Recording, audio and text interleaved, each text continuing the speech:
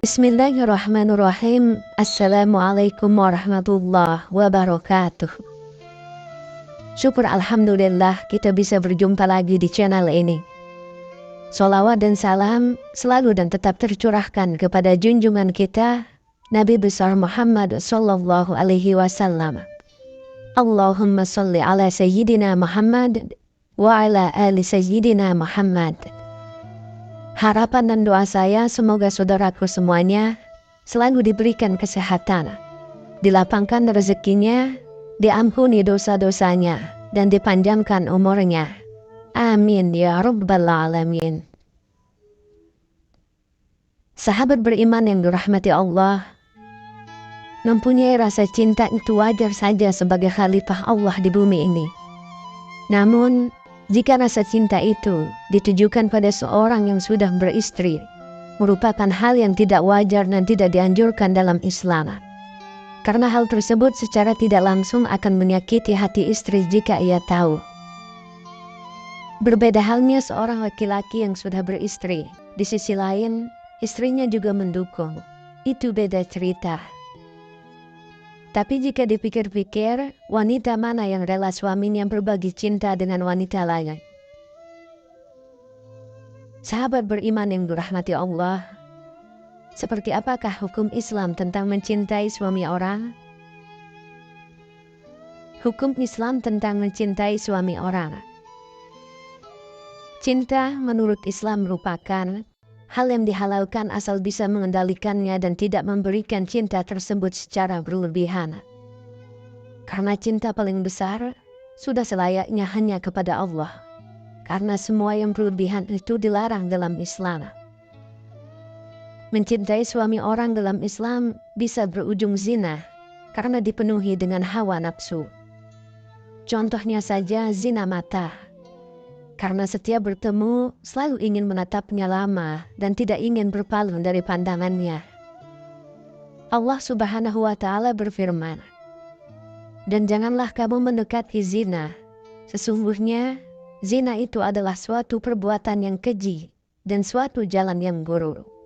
Quran Surah Al-Isra ayat 32.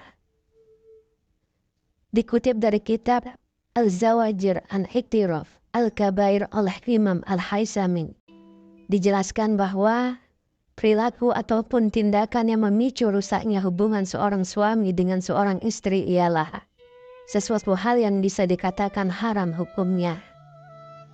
Tindakan tersebut sudah dikategorikan dalam dosa besar. Mengenai pernyataan yang dikutip tersebut juga diperkuat dengan penjelasan yang ada pada hadis berikut ini.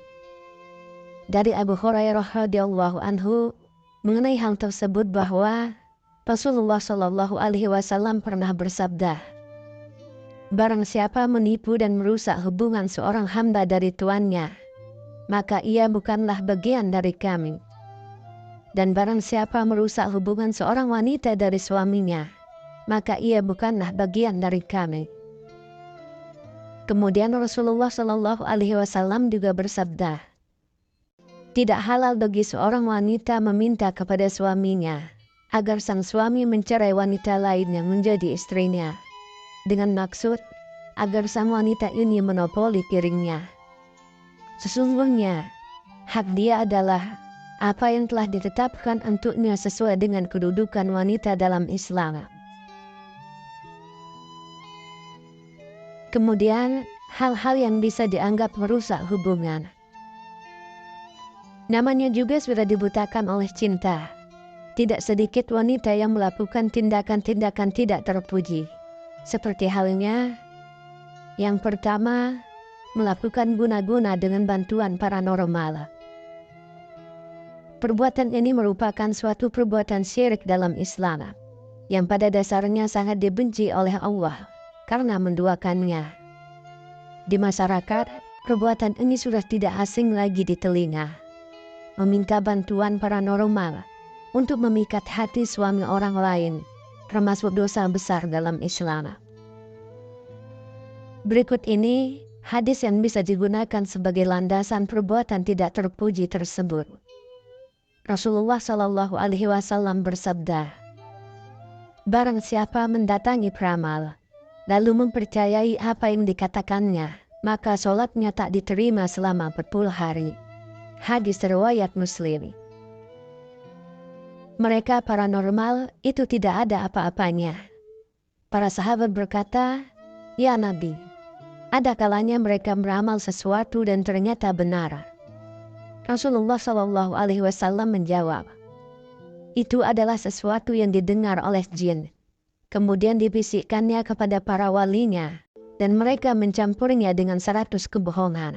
Hadis riwayat Bukhari. Kemudian yang kedua, merencanakan dan merancang fitnah.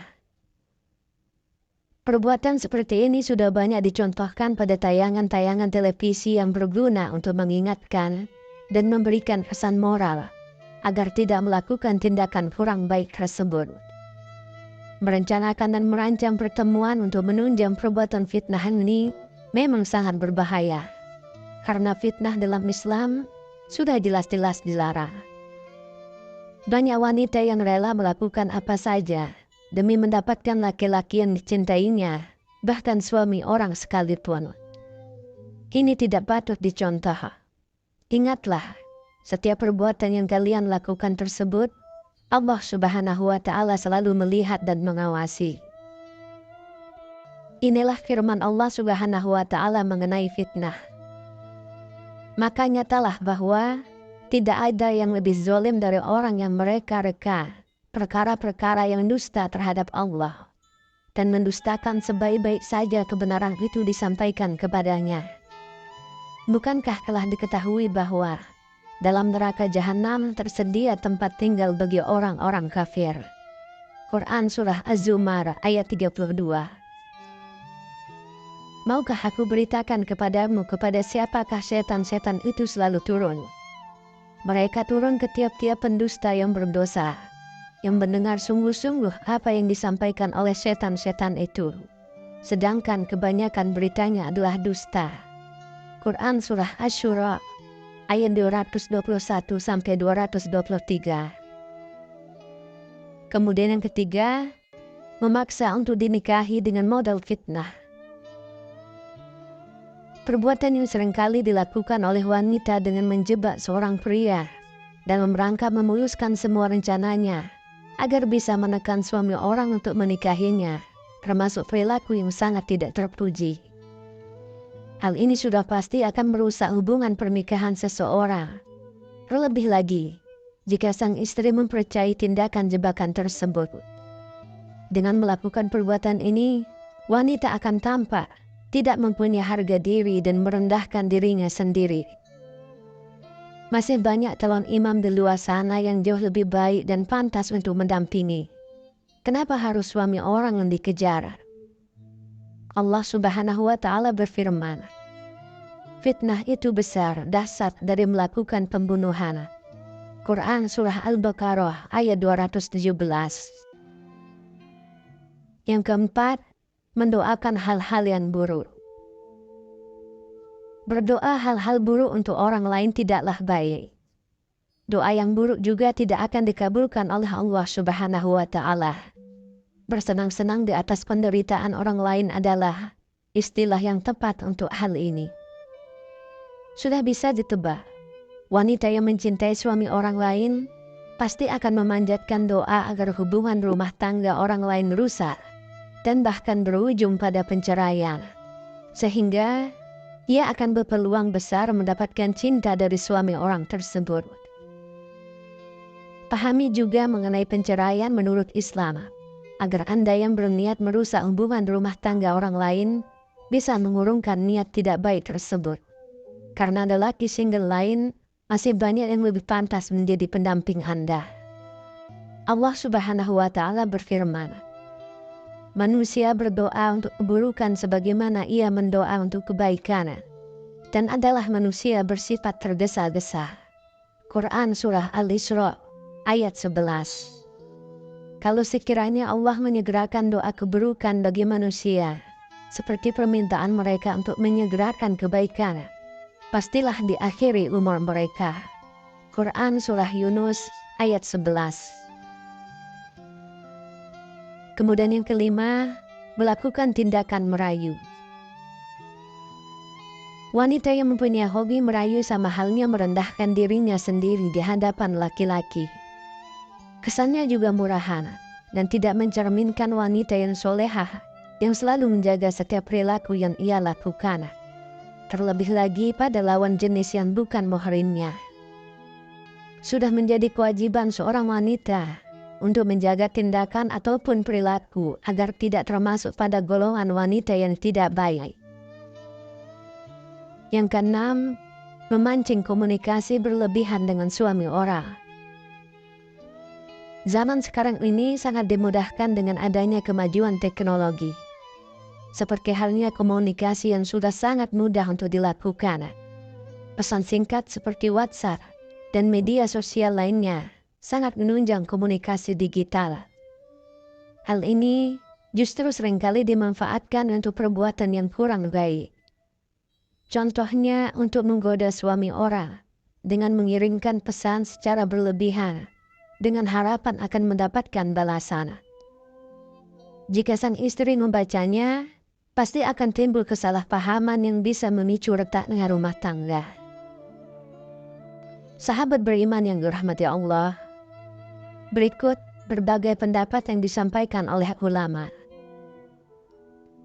Sebagai acuan dan sumber landasan kita mengenai permasalahan hukum mencintai suami orang dalam Islam, kita bisa melihat pendapat-pendapat ulama berikut.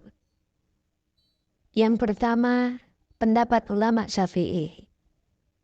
Pendapat dari ulama Syafi'i bahwa seorang wanita yang mengganggu bahkan memang secara sengaja merayu suami orang, selanjutnya merusak rumah tangga pria tersebut, maka diperbolehkan terhadapnya untuk meminta dinikahi apabila pria tersebut sudah berstatus cerai dengan istrinya.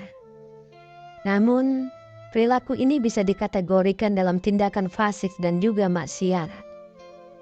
Wanita seperti ini akan menanggung dosa yang sangat buruk dan wajib dipertanggungjawabkan di hadapan Allah Subhanahu wa Ta'ala.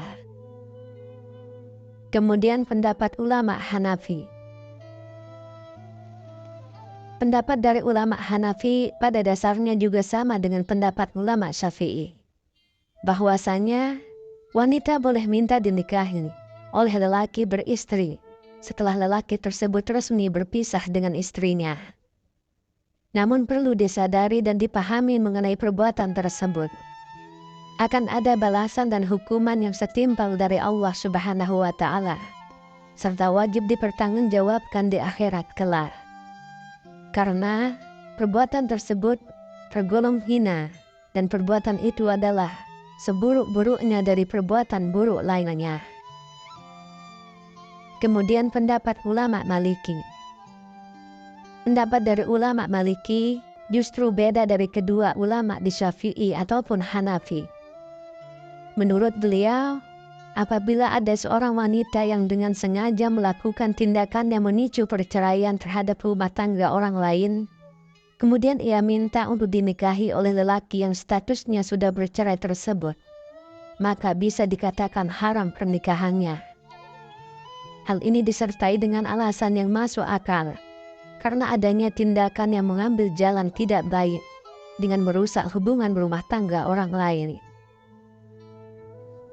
Sahabat beriman yang dirahmati Allah, kita dapat ambil kesimpulan bahwa mengenai hukum mencintai suami orang dalam Islam yang sudah dijelaskan secara detail dan dikemas dengan baik, diharapkan bisa membantu memudahkan Anda dalam mempelajari serta memahaminya lebih dalam lagi, sehingga layak dijadikan sebagai sumber referensi. Wallahu a'lam bishawab. Demikian yang bisa saya bagikan. Semoga bermanfaat untuk kita semua. Amin ya Rabbal Alamin. Assalamualaikum warahmatullahi wabarakatuh.